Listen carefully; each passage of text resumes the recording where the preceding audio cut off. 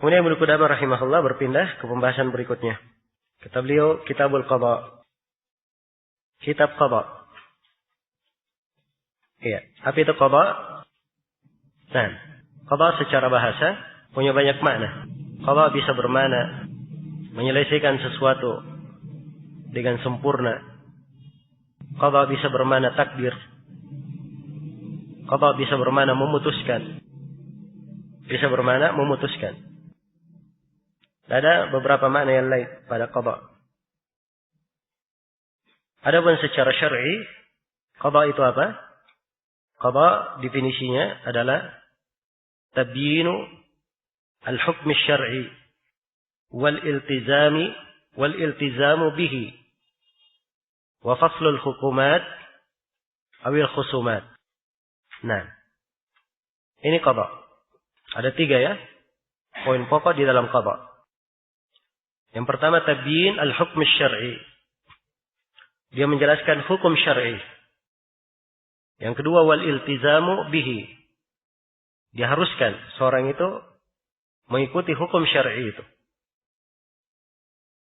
Dan yang ketiga faslul hukumat wal khusumat.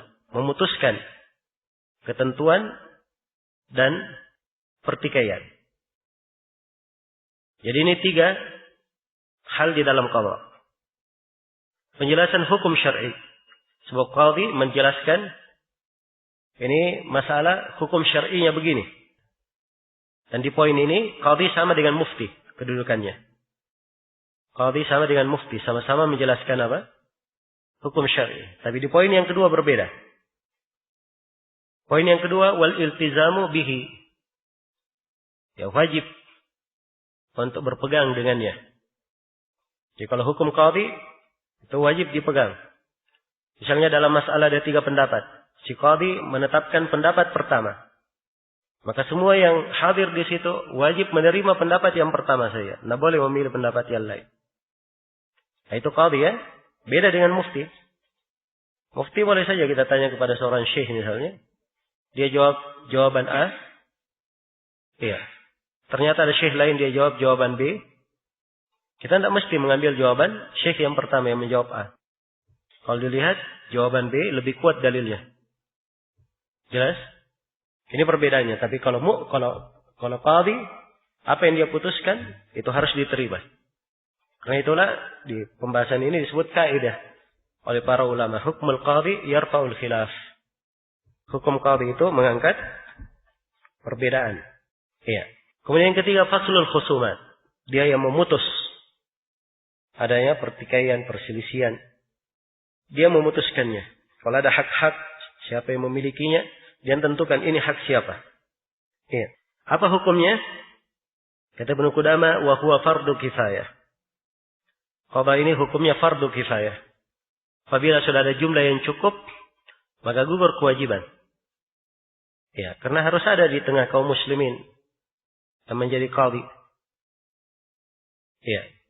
Allah berfirman, "Fa in ja'uka fahkum bainahum aw a'rid anhum." Kalau mereka datang kepada kamu, berhukumlah kamu di antara mereka atau berpalinglah dari mereka. Allah berfirman, "Ya Daudu, inna ja'alnaka khalifatan fil ard, fahkum bainan nasi bil haqq." Wahai Daud, kami jadikan kamu khalifah di tengah manusia, berhukumlah dengan kebenaran di tengah manusia.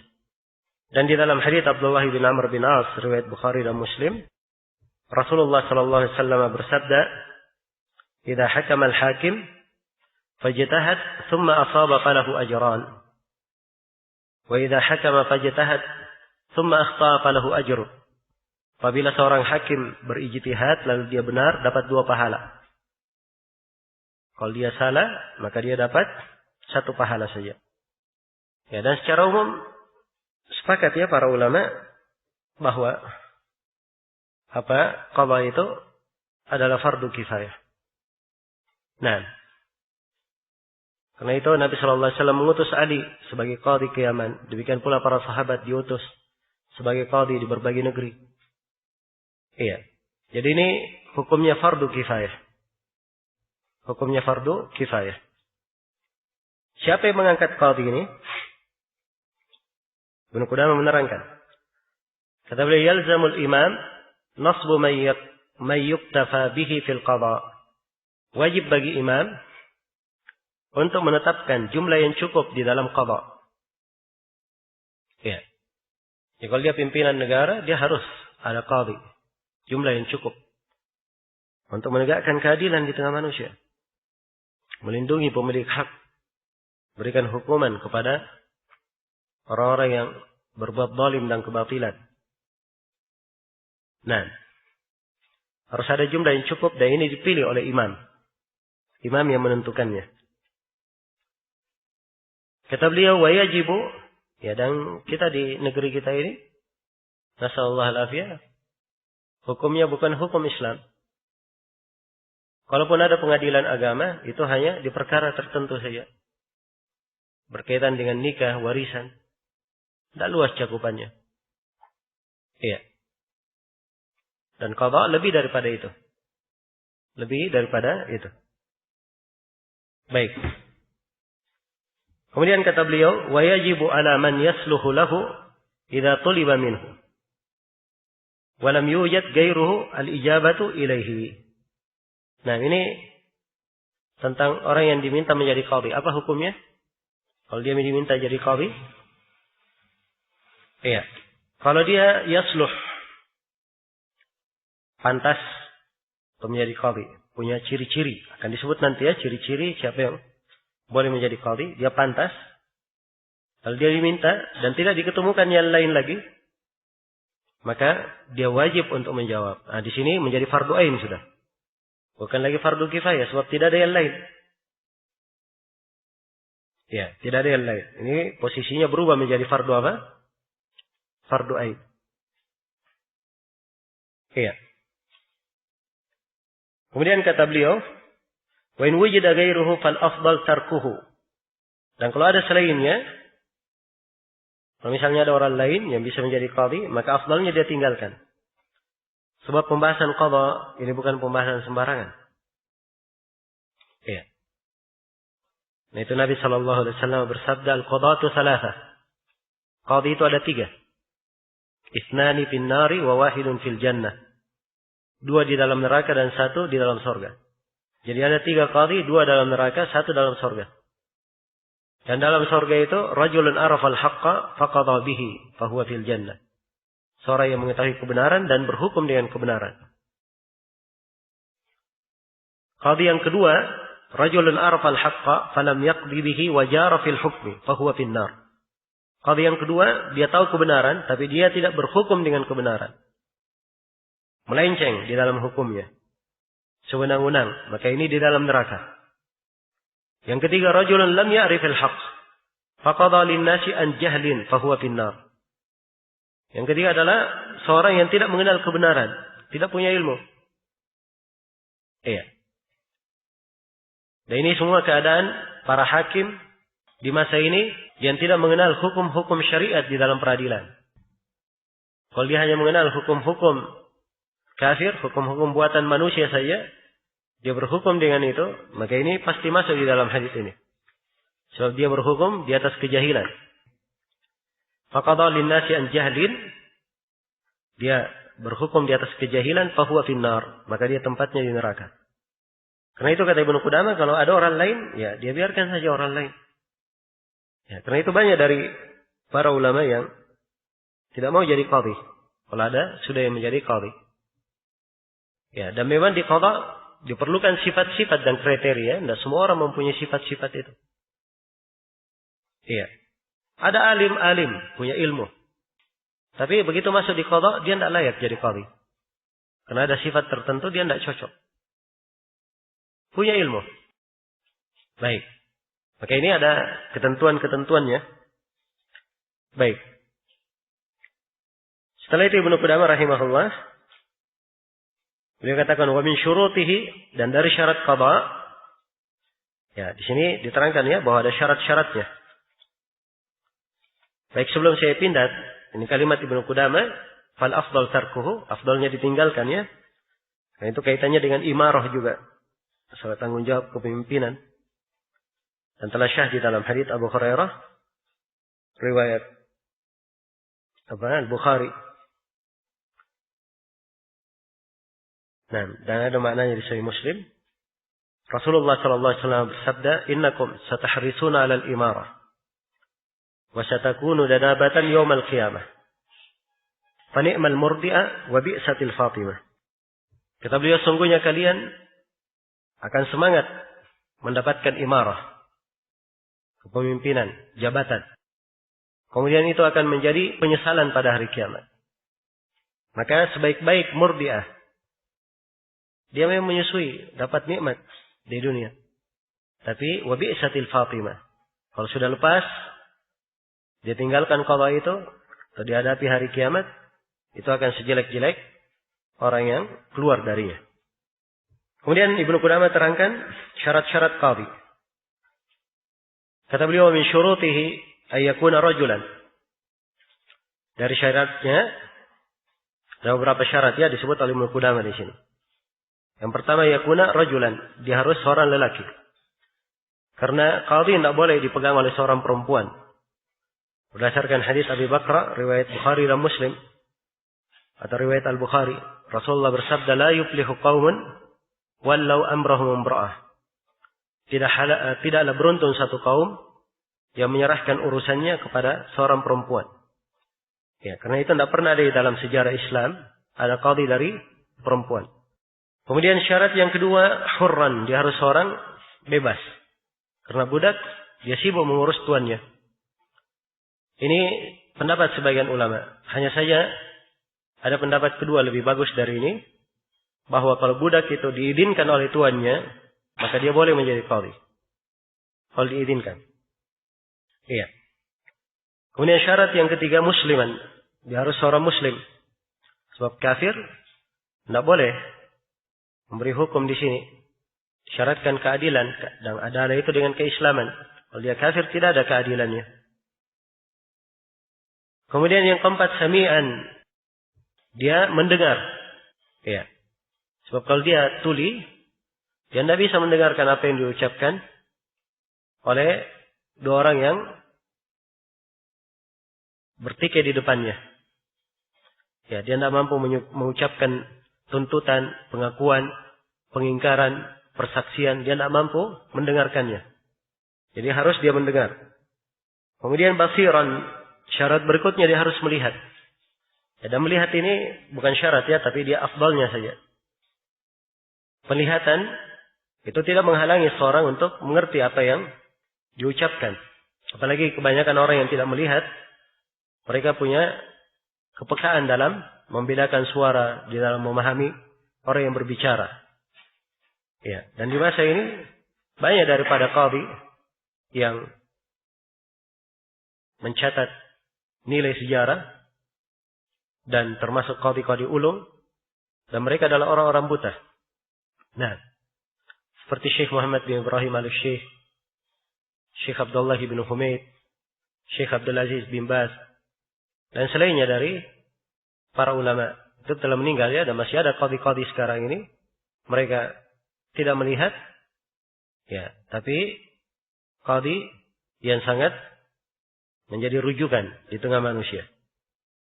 Kemudian mutakalliman, dia berbicara. Kalau bisu tidak boleh jadi qadhi. Ya, hanya saja sebagian ulama membolehkannya kalau isyaratnya dimaklumi. Apalagi di masa sekarang ini keputusan-keputusan itu banyak dituangkan di atas kertas. Kalau memang hal tersebut ya diperlukan, maka tidak ada masalah. Kemudian berikutnya, adalan, dia harus orang yang adil. So, kalau dia fasik, tidak boleh orang-orang fasik diterima beritanya. Ya ayyuhalladzina amanu in ja'akum fasiqun binaba'in fatabayyanu. Orang-orang yang beriman, kalau datang kepada kalian seorang fasik membawa berita, mintalah kejelasan.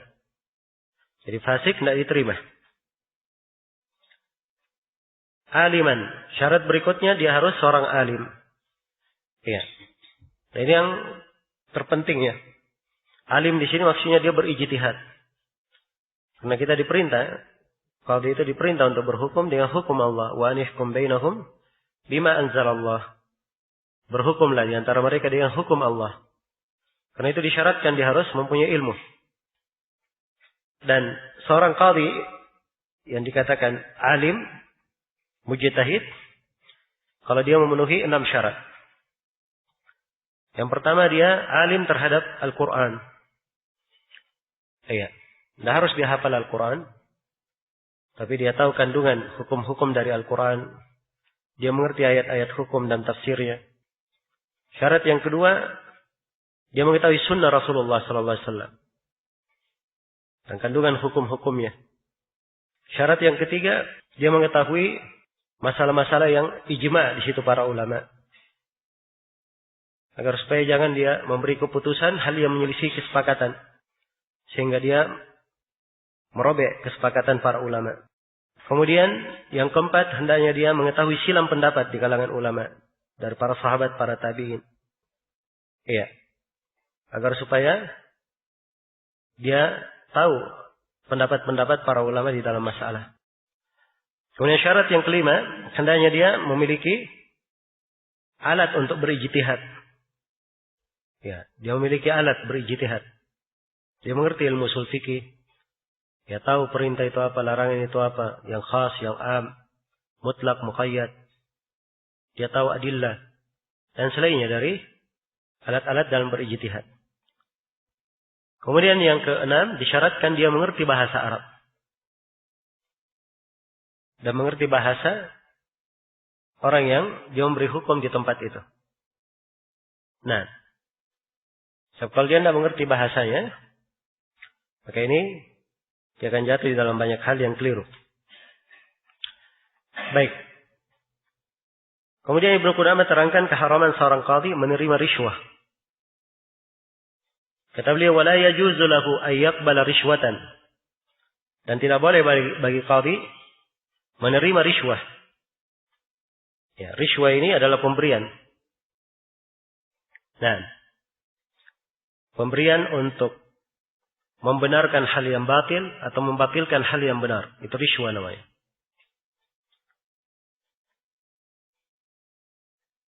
Dan Rasulullah SAW telah bersabda, atau telah syahid dalam Musnad Imam Ahmad, At-Tirmidzi dan selainnya, la'ana Rasulullah SAW ar-rashi wal-marshi.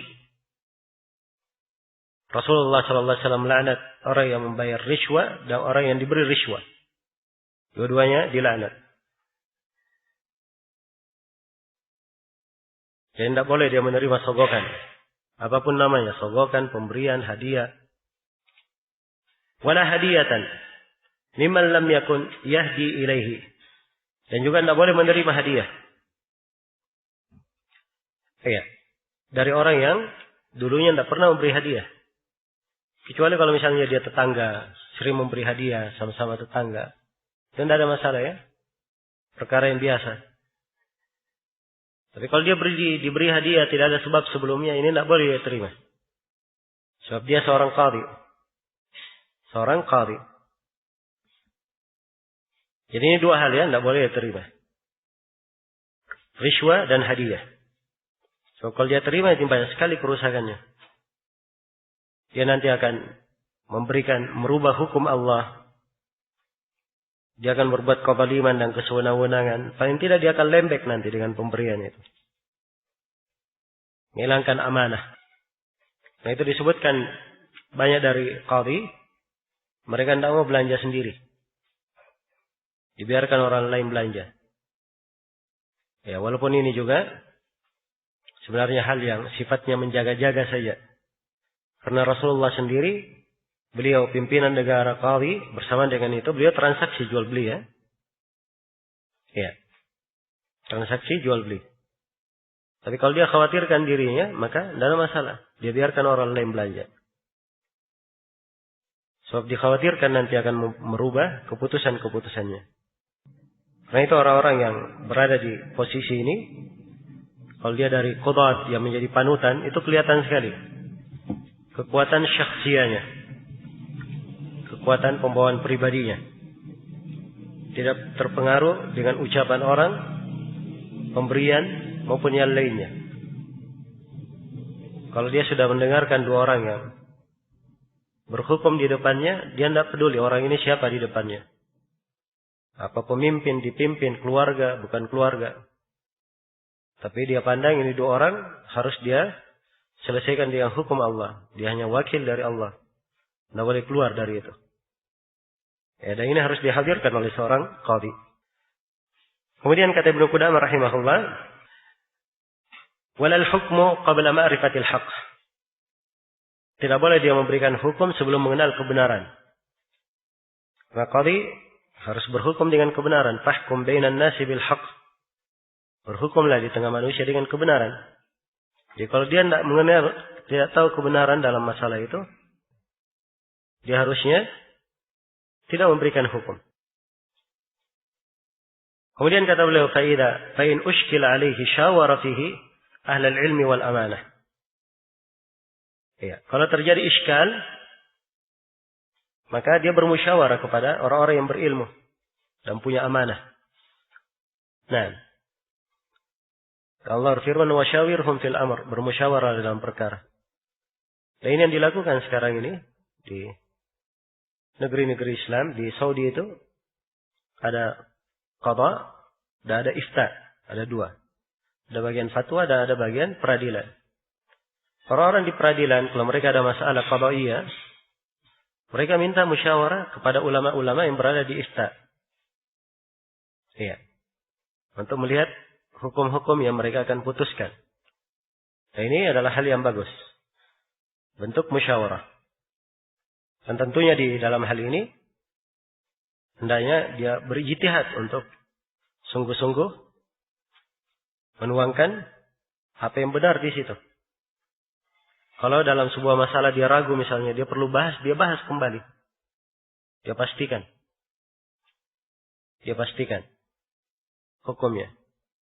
Nah, itu disebutkan oleh sebagian masyayikh. Ada qadhi yang menulis surat ke Syekh Muhammad bin Ibrahim al-Syekh. Bertanya tentang sesuatu hukum. Ya.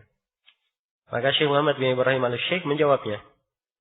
Masalah yang kamu tanyakan, hukumnya begini. Dan dia adalah masalah yang ma'ruf. Ada di kitab Al-Mughni karya Ibnu Qudamah. Tapi kamu ini kaslan. Ya, disebut begitu oleh Syekh Muhammad bin Ibrahim. Kamu ini kaslan, pemalas saja. Ya, harusnya dia qadhi. Hal-hal yang seperti itu, dia bisa apa? Dia bisa ketahui. Nah, dia bisa mengetahuinya. Maka harusnya dia lebih banyak berijtihad lagi. Baik. Kemudian kata beliau rahimahullah, wala yahkumu wa huwa ghadban. Ini dari 3 berikutnya. Tidak boleh dia memberikan hukum dan dia dalam keadaan marah. Ya, karena Rasulullah sallallahu alaihi wasallam bersabda, la yahkumu ahadun baina itsnaini wa huwa ghadban. Jangan sekali-sekali seorang memberi hukum antara 2 orang dan dia dalam keadaan marah. Nah, ini hadits Abu Bakrah riwayat Bukhari dan Muslim. Sebab kemarahan dia itu menghilangkan kefokusannya. Tidak tenang pikirannya. Iya, tidak tenang pikirannya. Maka demikian pula segala hal yang menyebabkan pikirannya tidak tenang, tidak boleh dia memberi hukum di situ. Ya, misalnya dia dalam kondisi mau buang hajat, ya, dia cepat-cepat memutuskan, ini tidak boleh. Dia pergi dulu buang hajatnya. Atau di kondisi dia sangat lapar, dia pergi makan dulu. Setelah selesai makan baru apa? Dia jatuhkan keputusan. Nah, kemudian kata Ibnu Qudamah, wala fi halin yamna istifa' ar-ra'i. Dan juga tidak boleh dia berhukum di sebuah keadaan yang tidak memungkinkan dia untuk melengkapkan pendapatnya. Jadi kadang di sebuah masalah seorang perlu menghadirkan kekuatan, kemampuan berfikirnya. Dan kalau dia di kondisi sangat letih sekali, capek sekali misalnya, atau dia sibuk, hatinya lagi banyak urusan, nah ini harusnya dia tidak putuskan di kondisi seperti itu. Iya, baik. Jadi seorang qadhi ketika memberi hukum, dia tidak boleh saat marah ya. Dan juga harus dia beri hukum saat pikirannya jernih. Kemudian kata beliau, wala yattakhidu fi majlisil hukmi bawwaban. Dan di majelis hukum tidak boleh dia buat pintu. Apa dia buat penjaga pintu? Ya, maksudnya apa? Setiap orang yang ingin berhukum bebas masuk. Siapa saja bebas masuk. Itu maksudnya. Tapi bukan artinya tidak boleh dia tinggal di sebuah tempat. Orang tidak boleh dia sendiri di situ. Nah, sebab keadaan yang sekarang di peradilan-peradilan semuanya ada kantor-kantornya. Iya, jelas ya. Kalau misalnya ada yang mau mengangkat masalah, mengangkat tuntutan, dia sisa mendatangi tempat yang sudah disiapkan, mengisi isian, dan di waktu untuk dilakukan peradilan, maka dihadirkan qadhinya, dihadirkan semua orang di satu majelis duduk bersama, sehingga tampak semuanya. Kemudian kata beliau, wajibul adlu bainal khasmaini fid dukhuli alaihi wal majlis wal khitab. Dan kewajiban qadhi dia harus berlaku adil antara dua orang yang bertikai dalam masuk kepadanya, dalam bermajlis, dalam berkhitab, ya dalam berbicara. Nah, jadi kalau misalnya masuk, dia perhatikan masuk semuanya sama, tempat masuknya sama. Begitu duduk, semuanya duduk, tempatnya sama, bebas duduknya sama. Ya. Jelas ya? Jadi kalau A dengan B, tidak apa-apa dia dekatkan dua-duanya. Jangan satu di depan, satunya di belakang. Tidak. Harus sama. Ketika dia berbicara, dia bicara sama nadanya. Sama, tidak membedakan. Nah, ini seorang qadhi. Ya, sebab dia di posisi pertengahan. Ya, dia harus berlaku adil di dalam hal ini. Baik, selesai sudah ya.